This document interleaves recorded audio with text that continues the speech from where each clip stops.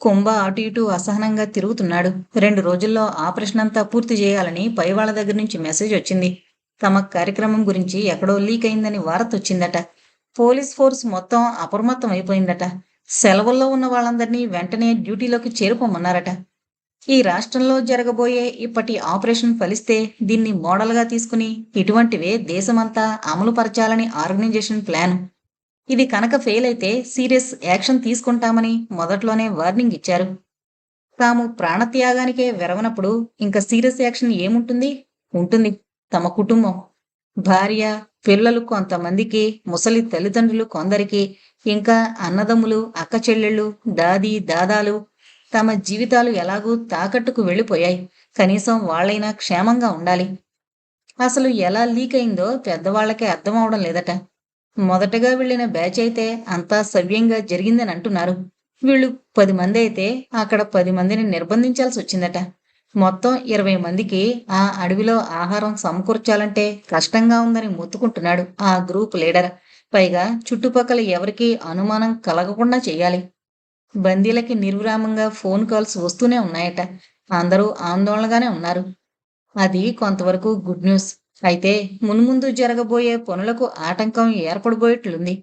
అదే తమ పెద్దల భయం. అయ్యా, ముఖ్య అనుచరుడు కుంభ తలెత్తాడు. అందరూ వచ్చారు. కుంభ గట్టిగా నిట్టూర్చి ఎడమ పక్క తిరిగి బాగా దట్టంగా ఉన్న పొదల్లోకి వెళ్ళాడు. గ్రూపు లీడర్లంతా లేచి నిలబడ్డారు. మీ అసైన్మెంట్లు గుర్తున్నాయి కదూ? అందరూ నిశ్శబ్దంగా తలలూపారు. మీరు సాయంత్రం బయలుదేరి వెళ్ళిపోవలసి ఉంటుంది. విడివిడిగా వెళ్లాలని తెలుసు కదా? మళ్ళీ తలలు ఊగాయి. అంత టెన్షన్లోనూ కుంభాకి నవ్వొచ్చింది. ఎదురుగా ఉన్న వాళ్లలో ఒక్కొక్కడు కనీసం 10 మందినైనా చంపిన కరుడుగట్టిన టెర్రరిస్టులు. నెత్తిమీద ఏకలతో తలలూపుతుంటే కోయవాళ్లు నాట్యం చేస్తున్నట్లుంది. చొక్కాలు లేకుండా చిన్న చిన్న పంచెలు గోచీపోసి కట్టుకుని మధ్య మధ్య వీపులు, కాళ్ళు, చేతులు గోక్కుంటున్నారు. అడవిలో పురుగులకి, దోమలకి కొదవేముంటుంది? కష్టపడి నవ్వు ఆపుకుని ఒక్కొక్కళ్ళని దగ్గరికి రమ్మని వాళ్ళ ప్లాన్ చెప్పమన్నాడు. ఒక్కో గ్రూప్లో ఉన్న 10 మంది మళ్ళీ 2 గ్రూపులు అవ్వాలి. ఒక గ్రూప్ రైల్వే ట్రాక్స్ దగ్గర కాపు కాస్తే, ఇంకొకటి టౌన్లో నిర్దిష్ట ప్రదేశంలో ఆగి రాబోయే ఆదేశాల కోసం ఎదురు చూడాలి. అన్ని గ్రూపులవి కోడ్ నెంబర్లు, ప్లాన్ వివరాలు తన దగ్గరున్న చిన్న పుస్తకంలో రాసుకుని గుర్తులు పెట్టుకున్నాక అందర్నీ వెళ్ళిపోమని ఆర్డర్ ఇచ్చాడు. అడవి దాటుతున్నప్పుడే అందరూ డ్రెస్సులు మార్చుకుని టౌన్లో ప్రవేశించాలి. అక్కడి నుంచి ఎవరి దారి వారిదే. తూచా తప్పకుండా ఎవరి పని వారు ఎన్ని అడ్డంకులొచ్చినా చేసేస్తారు. కాకపోతే సడన్ ఎమర్జెన్సీ వస్తే ఏం చెయ్యాలనేది తెలీదు. ఆదేశాల కోసం ఎదురు చూడడమే. ఎక్కడైనా ఒకళ్ళకొకరు ఎదురుపడినా కొత్త వాళ్ళని చూసినట్లు చూడడంలో, మారువేషాలు వేయడంలో నిష్ణాతులు అందరూ. రైలు బోగీల దగ్గర డ్యూటీ వాళ్ళు మాత్రం కలిసే ఉంటారు. మాకు మ్యాన్ పవర్ కావాలి. అంత పెద్ద ప్రాజెక్ట్ ఇంత కొద్ది మంది మనుషులతో ఎలా చేయడం? కొందరు లీడర్స్ నిలదీశారు. ఇక్కడ సరుకుండాలి, మనుషులక్కర్లేదు తల చూపిస్తూ అన్నాడు కుంభ. అమెరికాలో అంత పెద్ద బిల్డింగుల్ని పడగొట్టి 1000 మంది ప్రాణాలు తీయడానికి ఎంతమంది వెళ్లారు? మారు మాట్లాడకుండా ఎక్కడి వాళ్ళక్కడికి వెళ్ళిపోయారు. కుంభ అనుచరులు తమకు నిర్దేశించిన స్థానాల్లోకి వెళ్లి నిల్చున్నారు. ఎవరో కుంభాకి వెదురు బియ్యం, అన్నం, పచ్చిపులుసు, ఉల్లి, దోస ముక్కలు తెచ్చిచ్చారు. అక్కడున్న వాళ్ళందరూ పొద్దున్నే మాంసం కూర, రోటీతో రోజు ప్రారంభించేవాళ్లే. 3 పూట్ల ముక్కలుండాల్సిందే. అందులో అన్నం తినడం అసలు అలవాట్లేదు. కానీ వాళ్ళంతా తాము నమ్మిన సిద్ధాంతం కోసం ఏమైనా చేయడానికి, ఎటువంటి పరిస్థితుల్లోనైనా జీవించడానికి, అవసరమైతే ప్రాణాలు వదలడానికి సిద్ధపడిన వాళ్లే. కడుపుకి కావలసింది ఏదైనా తినేసి 2-3 రోజులు నిద్ర లేకుండా ఉండగలిగిన సమర్థులు. అంత బలం, అటువంటి లక్ష్యం, త్యాగం ఉన్నవాళ్లు అభివృద్ధి పనులకు తమ ప్రతిభని ఉపయోగిస్తే ఈ ప్రపంచం సస్యశ్యామలంగా ఉండేది. ఎక్కడ ఆకలి, చావులు, నిరక్షరాస్యత ఉండేవి కాదు. కానీ యుగాల ఆరంభం నుంచి రాక్షసుల్లాంటి మనుషులు వాళ్ళ కుయుక్తుల్ని, కుతంత్రాల్ని ఎదుర్కొనే శ్రీకృష్ణుడి వారసులు ఉంటూనే ఉన్నారు. అదే ఆ సృష్టికర్త నిర్దేశించిన జీవన శైలేమో. చెడుంటేనే మంచేదో తెలుస్తుంది. దాని విలువ అవగతమవుతుంది.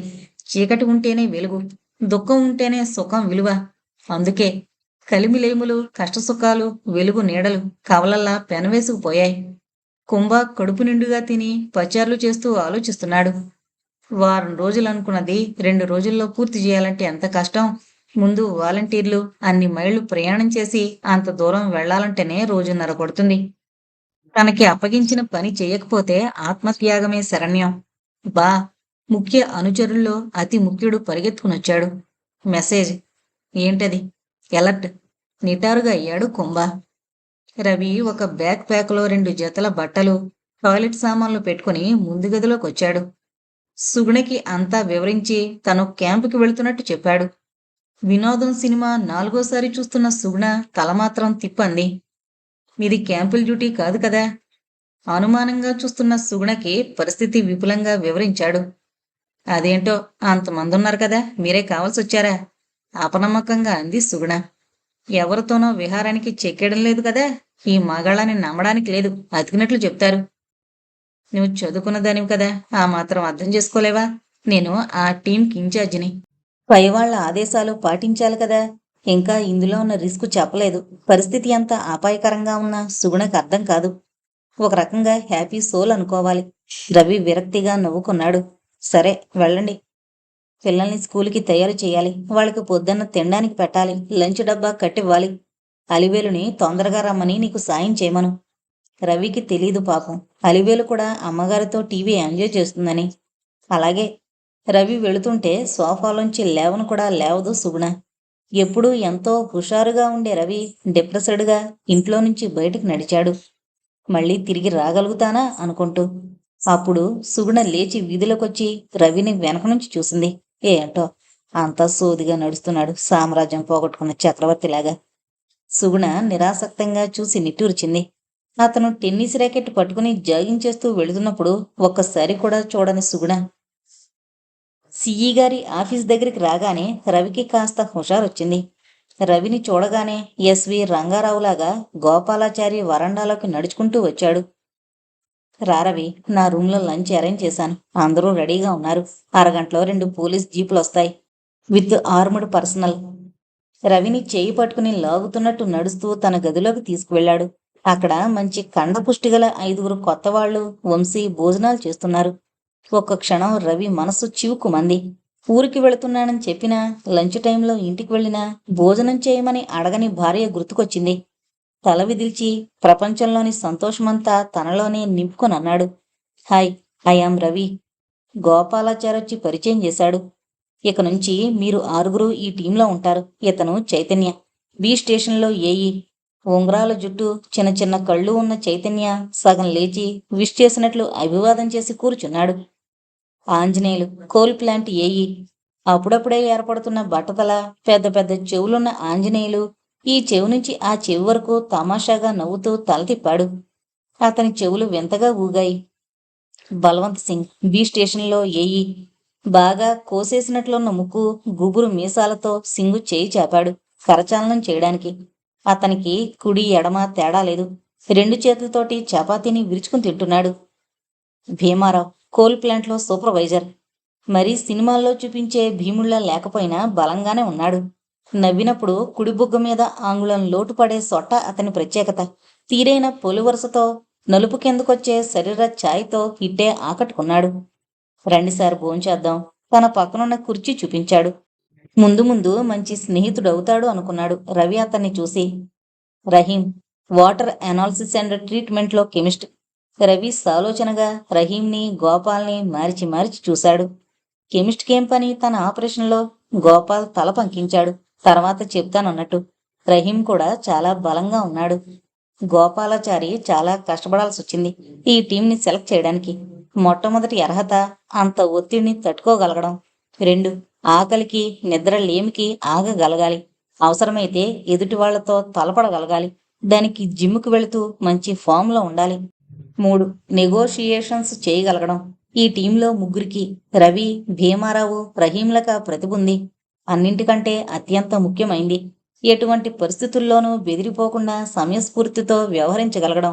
ఇన్ని విషయాలు దృష్టిలో పెట్టుకుని వెతకడం అంత సులభం కాదు. అదీకాక అభ్యంతరాలు పెట్టకుండా వెళ్ళడానికి మనస్ఫూర్తిగా ఒప్పుకోవాలి.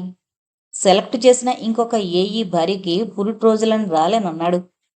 సిఈ గారి సహాయంతో 2 గంటల్లో ఆఫీస్ రికార్డులు తిరగేసి, ఆయా అధికారుల దగ్గర వారి గురించి ఎంక్వైరీ చేసి, వ్యక్తిగత జీవన విధానాలు తెలుసుకుని, అన్ని రకాలుగా మదించి 6గురిని ఒక దగ్గరికి చేర్చగలిగారు.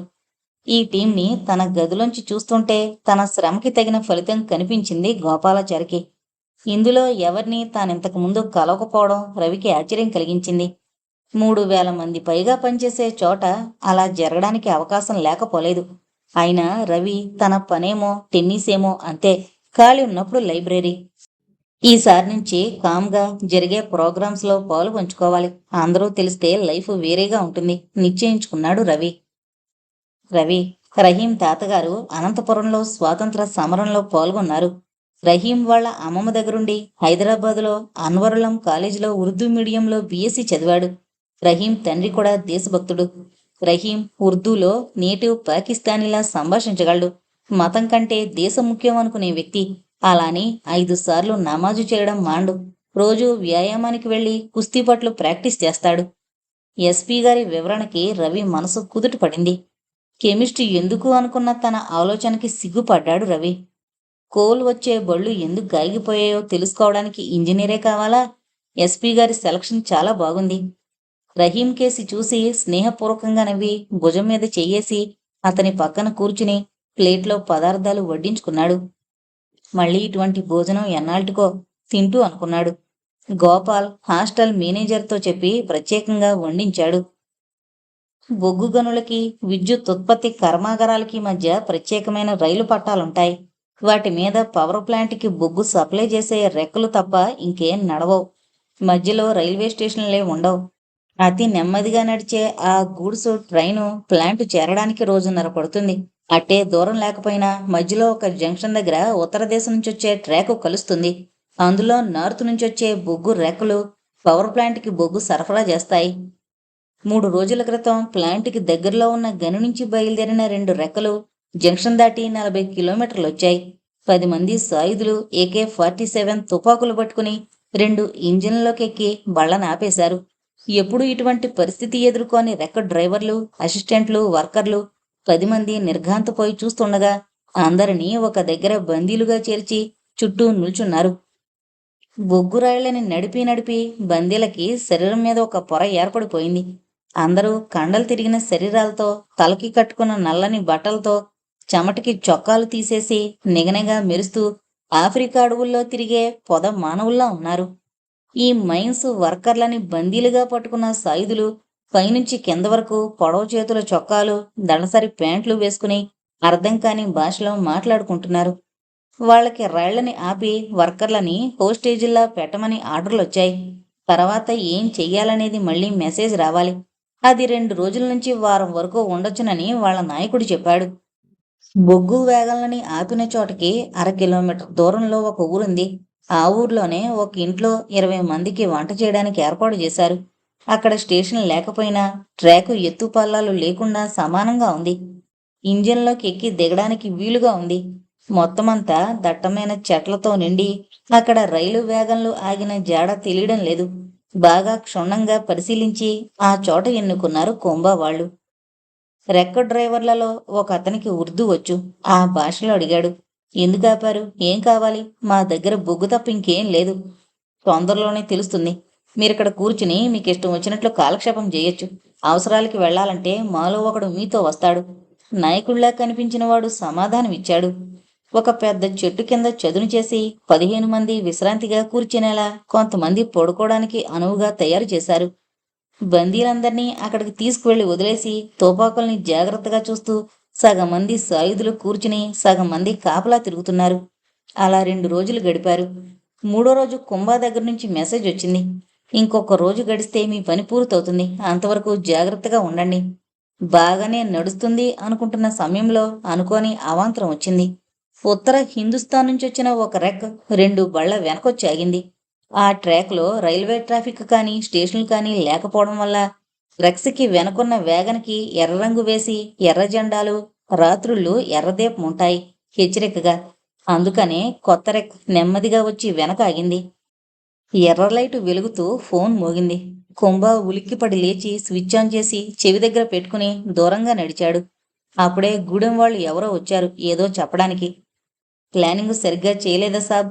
ఇంకొక గూడ్స్ బండి వచ్చింది. ఏం చెయ్యాలి? కుంభా వెంటనే రైలాగిన ప్రదేశానికి దగ్గరలో ఉన్న పక్క రాష్ట్రంలోని ముఠా నాయకుడితో మాట్లాడాడు. ఎమర్జెన్సీ. వెంటనే కొంతమందిని సైట్ వనకు పంపండి. అలాగే ఏటీఎంలో డబ్బు డ్రా చేసి కావలసిన ఏర్పాట్లు చేయండి. రెక్కల దగ్గరున్న వాళ్ళకి కూడా మెసేజ్ ఇచ్చాడు. అదనంగా బలం వస్తోంది, వర్రీ అవద్దని. అది కాదు బా, కొత్త బండిలో 20 మంది స్టాఫ్ ఉన్నారు. మళ్ళీ కంగారు కాల్. అయితే ఏం, మీ దగ్గర తుపాకులు, బాంబు ఉన్నాయి కదా, భయపెట్టండి, నో కిల్లింగ్. మిగిలిన టీములు ఏ పరిస్థితుల్లో ఉన్నాయో తనే స్వయంగా చూసుకుంటే నయం. కుంభ అడవి పక్కనున్న పట్టణానికి వెళ్ళాడు. రాష్ట్రంలో బొగ్గుతో నడిచే పెద్ద పవర్ స్టేషన్లు 2 ఉన్నాయి. ఒక స్టేషన్ని నిర్వీర్యం చేయడానికి అప్పటికే ఒక టీం పనిలో ఉంది. ఇంకొకటి పని చేయకుండా చూడ్డానికే కుంభ వాళ్ళ ప్రయత్నం. కొంతమంది ముఖ్యమైన సబ్ స్టేషన్ల దగ్గర బాంబులతో చార్జ్ అయి తయారుగా ఉన్నారు. ఏ క్షణంలో ఆర్డర్ వస్తే ఆ క్షణంలో అటాక్ చేయడానికి. కుంభ స్వయంగా వెళ్లడం మంచిదే అయింది. అప్పటికి పూర్తి ప్లాన్తో రెడీ అయ్యి అతనికి సమాచారం పంపారు యజమానులు. మరనాడు రాత్రి 10 అన్ని టీంలు ఒక్కసారిగా విరుచుకుపడి 10 గంటలకల్లా రాష్ట్రాన్ని చీకటమయం చేసేయాలి. ఇతర రాష్ట్రాల నుంచి కూడా సప్లై రాకుండా ఆఫ్ చేయాలి. తర్వాత అసెంబ్లీ, సెక్రటేరియట్, ముఖ్యమంత్రి నివాసం, ఎయిర్పోర్ట్, రైల్వే స్టేషన్, బస్ స్టేషన్లు అన్నింటి మీద ఒకేసారి పడి ఏం జరుగుతుందో తెలియకుండా చేయాలి. రాత్రి 12 కల్లా పని అయిపోవాలి. ఆ తర్వాత ప్రధానితో చర్చలు జరిపి తమకు కావలసింది సాధించుకోవాలి. కుంభాకి ఒకటే అర్థం కాలేదు. దానికి ఈ రాష్ట్రం ఎందుకు ఎంచుకున్నారు? ఇంత దూరం ఎందుకు రావడం? పైన రాష్ట్రాలు లేవా? అక్కడైతే ఇంత దూరాల్లో వెతుకులాడే పని తప్పుతుంది కదా. కావలసిన మ్యాన్ పవర్ కూడా సులభంగా లభిస్తుంది. వాళ్ళకు అలవాటు ఇటువంటివి. వాళ్ళు ఎక్కువగా కూడా ఉన్నారక్కడ. అదే అడిగాడు యజమానుల్ని. పైగా అడవిలోంచి బయటకొచ్చాడేమో, సిగ్నల్స్ కూడా బాగా వస్తున్నాయి. ఉత్తరాన ప్రభుత్వం ఎప్పుడూ అప్రమత్తంగా ఉంటుంది. అక్కడ ఏ టెర్రరిస్టు వ్యవహారాలు జరుగుతున్నాయో అని 1000 కళ్లతో కనిపెడుతూ ఉంటారు. దక్షిణ రాష్ట్రాలకు అటువంటి భయాలుండవు. వాళ్ళ ఆలోచనలెప్పుడూ నక్సలైట్ల మీదనే ఉంటాయి కానీ తమని ఎవరూ అనుమానించరు. అందుకే ఆంధ్రప్రదేశ్ని సెలెక్ట్ చేశాం. ఇక్కడ తడాకా చూపిస్తే అక్కడ దిగొస్తారు. అందులో 2 ప్రభుత్వాలు ఒకళ్ళవే కూడా. నిజమే కదా అనుకున్నాడు కుంభ. ఈ ఆపరేషన్ మొత్తానికి ఇన్ఛార్జి నువ్వే. ఆ అడవి ఖాళీ చేసేయండి. హైదరాబాద్లో ఎవరికీ అనుమానం రాని మధ్యతరగతి హిందూ లొకాలిటీలో మీకు ఒక స్థావరం ఏర్పాటు చేశాం. అక్కడికి తక్షణం మకా మరిచేయండి. రేపు పొద్దున కల్లా చేరాలి. రేపటి నుంచి నీకు అన్ని ముఖ్యమైన సమాచారాలు సంకేతాలతో వస్తాయి. నువ్వే మమ్మల్ని కాంటాక్ట్ చేసి మంచి పని చేశావు. టైం కలిసొచ్చింది. కుంభ టైం చూసుకున్నాడు. 4:30. 6ంటికి బయలుదేరి పొద్దున 4 లోపు హైదరాబాదు చేరొచ్చు. వెనకకి తిరిగి అడవిలోకి వెళ్లి అనుచరులను కలిశాడు. ఇక్కడ ఏమాత్రం ఆనవాళ్లు లేకుండా చేయండి. ఆదేశాలిచ్చి గూడెం నాయకుణ్ణి కలిశాడు. మేం వెళుతున్నామబ్బా. ఇన్ని రోజులు మాకు ఆతిథ్యం ఇచ్చినందుకు ధన్యవాదాలు. ఇక మనం కలవం. మేమిక్కడ ఉన్నట్లు ఎవరికీ చెప్పద్దు. గూడెం పెద్ద లేచి కన్నీళ్లతో కుంభాని కౌగిలించుకుని వీడుకోలు పలికాడు. ఇంకా తమకి ప్రత్యేకమైన సారా దొరకదని అందరూ విచారించారు. రోజూ వాళ్ళు తాగేదానికంటే ఎన్నో రెట్లు బాగుంది మరి. బయట ప్రపంచంలో జరుగుతున్న మార్పులతో, జరగబోయే అనర్థాలతో ఏమాత్రం సంబంధం లేని అదృష్టవంతులు. ఇంకా ఆలస్యం చేయడానికి లేదు. అందరూ హుటాహుటిన అడవి బయటకొచ్చారు. కొంతమంది జీన్సు టీషర్టులతో, కొందరు ఇన్షర్టు టైలతో తయారయ్యారు. కుంభ తెల్లని లాల్చీ పైజామా, నుదుట కుంకుమబొట్టుతో పల్లెటూరి మధ్యతరగతి యువకుళ్లా ఉన్నాడు. అతనితో వెళ్లే ఆంతరంగికుడు మామూలు ప్యాంటు షర్టుతో కుంభ కంటే 5-6 ఏళ్లు చిన్నగా కనిపిస్తున్నాడు. తమ్ముణ్ణి కాలేజీలో చేర్పించడానికి వెళుతున్న అన్నగారిలా ఉన్నాడు. ఇద్దరూ బస్టాండ్కి వెళ్లారు. జీన్సు టీషర్ట్లిద్దరూ రైల్లో, ఇన్షర్ట్లు టాక్సీలో వెళ్లడానికి నిశ్చయమైంది. సూపర్ డీలక్స్ బస్ ఎక్కిన కుంభ అనుచరుడు సీట్లలో కూర్చుని వెనక్కి తిరిగారు. వెనక సీట్లో యూనిఫామ్లో ఉన్న ఎస్ఐ, అతని అసిస్టెంటు వీరికేసి తీక్షణంగా చూస్తూ కనిపించారు. రఘు మాటలకి నోట్లో మాట రానట్లు నిలబడిపోయిన చక్రపాణి, సుభద్రల్ని వదిలేసి రఘు, శశి వాళ్ల గదిలోకి వెళ్ళిపోయారు. మెదడు, మనసు ముద్దుబరిపోగా తల్లి వెళ్లి చక్రపాణి మంచం మీద ముడుచుకుపోయింది. ఇంతలో బాల్కనీలోంచి గొల్లుమని గోల. పిల్లలు బొమ్మల కోసం దెబ్బలాడుకుంటున్నారు. చిట్టి, బుజ్జి ఒక పక్షం అయిపోయారు. రఘు కొడుకు ఇద్దరినీ 4 ముట్టికేలు ముత్తాడు. శశి విసవిస గదిలోంచి వచ్చేసింది. ఊరుకోరా, ఇంక రోజు మనకి పెంట తప్పదు. వాణ్ణో గిల్లు గిలింది. ఇంక వాడు ఊరు వాడా ఏకం చేసాగాడు. సుభద్ర, చిట్టి, బుజ్జిలకి చెరో బెల్లం ముక్క ఇచ్చి ఊరుకోబెట్టింది. ఏం మాట్లాడడానికి కూడా లేదు. ఏం మాట్లాడినా ఇల్లంతా వినిపిస్తుంది. గుడ్ల నీళ్లు కుక్కుని సుభద్ర పేపర్ వెనకాల తలపెట్టి చక్రపాణి ఎవరి ఆలోచనల్లోకి వాళ్ళు వెళ్ళిపోయారు. శ్రీధర్ రఘు కొడుకు పడుకున్నట్లున్నాడు. రఘు, శశి బయటకొచ్చారు. 1 గంటలో వస్తాం, బ్యాంక్ పని చూసుకొని. గోడకి చెప్పినట్లు చెప్పి ఇద్దరూ ఇంట్లో నుంచి వెళ్ళిపోయారు. మనం కాసేపు తిరిగొస్తే వాళ్ళు మాట్లాడుకుని ఏం చెయ్యాలో తేల్చుకుంటారు. శశి రఘుతో అంటున్న మాటలు స్పష్టంగా వినిపించాయి. చక్రపాణి, సుభద్ర లేచి తమ గదిలోకి వెళ్లారు. పిల్లలు బిక్కుబిక్కుమంటూ బాల్కనీలోనే కూర్చుండిపోయారు. వాళ్ళకి తండ్రితో గొడవలు అలవాటే కదా. తల్లి గోడ కానుకుని కూర్చుని మోకాళ్లలో తలదుర్చి కడుపులో పేగులు కదిలేలా విక్కుతుంది. మధ్యతరగతి సంసారాల్లో ఇటువంటి అనుకోని సమస్యలొచ్చినప్పుడు లోకమంతా శూన్యంగా అనిపిస్తుంది. దారే కనిపించదు. రఘుకి కొంచెం విశాల హృదయం ఉండి సమయానికి ఆదుకుంటే పరిస్థితి వేరుగా ఉండేది. కాని నేను, నా సంసారం, ఆ తర్వాతే ఏదైనా, అదే స్వార్థపూరిత మానవ స్వభావం. ఇదేంటండి అలా అంటాడు వాడు? ఎలాగో నోరు పెగల్చుకున్నది సుభద్ర. నిజమే, అందరం ఒకటే కదా అని నా దగ్గరున్న సేవింగ్స్ అంతా వాడికి ఇచ్చేశాను. ఈ విధంగా అవుతుందని ఊహించలేదు కదా. ఇప్పుడు కర్తవ్యం ఏంటని ఆలోచించాలి మనం. చక్రపాణి మాటలకి తల్లి బెదురుగా చూస్తుంది. నిన్నొక్కదాన్ని అతని దగ్గరికి పంపలేమమ్మా. నేను నీ బాధ్యత తీసుకుంటాను. రఘుకి ఇష్టం ఉన్నా లేకపోయినా. కానీ ఇక్కడ ఉండం మనం. ఏం చెయ్యాలా అనేదే ఆలోచిస్తున్నాను. అంతా అగమ్య గోచరంగా ఉంది. ఏం చేయగలం? సుభద్రకి మోకాళ్ళ నొప్పులు మొదలయ్యాయి. నిద్రపోతున్నప్పుడు తప్ప చెంటాడు ఆవిడ్ని వదలడు. ఇంటి పని, వాణ్ణి చూసుకోవడం, పగలొక్క నిమిషం తీరికుండదు. ఎవరి గురించో మాట్లాడుకుంటున్నట్టుగా తల్లి శూన్యంలోకి చూస్తూ కూర్చుంది. సరే సుభద్ర, నేనొక నిర్ణయానికొచ్చాను. 3 నెలలు సెలవు పెడతాను. బోల్డు సెలవుంది. వచ్చేడు రిటైర్ అవుతున్నాను కదా. తల్లిని తీసుకుని అల్లుడి దగ్గరికి వెళదాం. నిలువెల్లా వణికిపోతున్న శరీరంతో తల్లి లేచి నిలబడింది. భయం లేదురా, మేం మీతోనే ఉంటాం. అక్కడ అందరికీ నీ పరిస్థితి, అల్లుడి స్వభావం తెలియాలి. నా క్లాస్మేట్ ఒకతను ఈ మధ్యనే అక్కడికి బదిలీ అయ్యాడని విన్నాను. అల్లుడు పనిచేసే పవర్ ప్లాంట్లోనే చాలా పెద్ద పొజిషన్లో ఉన్నాడు. అతని సహాయం తీసుకుందాం. 3 నెలలయ్యాక అల్లుడి జీతంలో సగం ఇచ్చేలాగా అడిగి వేరే ఇల్లు చూసుకుందాం. అవసరమైతే నేను సెలవు పొడిగిస్తాను. అయితే అబ్బాయి కాళ్ళు రాగానే చెప్పేద్దాం. కొడుకు కోడళ్ల ప్రవర్తనకి సుభద్ర చాలా నొచ్చుకుంది. మనసు విరిగిపోయింది.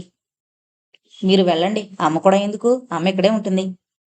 రఘు మాటలకి తల అడ్డంగా ఊపాడు చక్రపాణి. రఘు, శశి ఇంటికొచ్చి 1 గంట అయింది. తాము ఏం చేయబోతున్నారో శాంతంగా వివరించాడు చక్రపాణి. అరుచుకుని దెబ్బలాడుకుంటే ఏం ప్రయోజనం? తల్లిని చూసావా ఎలా ఉందో? కళ్ళల్లో ఉన్నాయి ప్రాణాలు. దాన్ని ముందు మనుషుల్లోకి తీసుకురావాలి. అయినా నేను, అమ్మ విడివిడిగా ఉండే ప్రసక్తే లేదు. ఎక్కడైనా ఎప్పుడైనా ఇద్దరం కలిసే ఉంటాం, ఆ రోజు వచ్చే వరకు. ఇప్పుడున్న విచక్షణ, ఆలోచన రఘు పెళ్ళినప్పటి నుంచి ఉంటే తమకంటూ కొంత దాచుకోగలిగేవారు. ఇప్పుడు ఆఫీస్లో అడ్వాన్స్ తీసుకుని బయలుదేరాలి.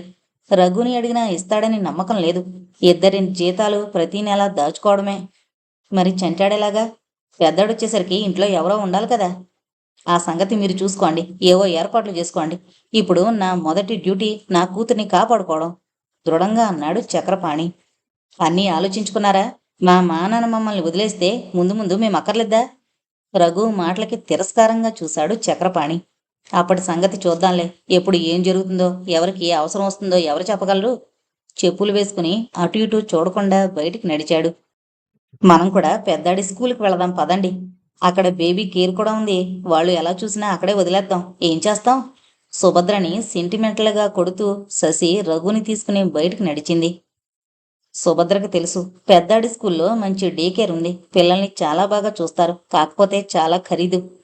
ఇన్నాళ్ళు అన్నీ ఫ్రీగా నడిచిపోయాయి కదా, ఇప్పుడు బాధగానే ఉంటుంది మరి అనుకుంది సుభద్ర. మనసు విరిగిపోతే స్పందన అలాగే ఉంటుంది.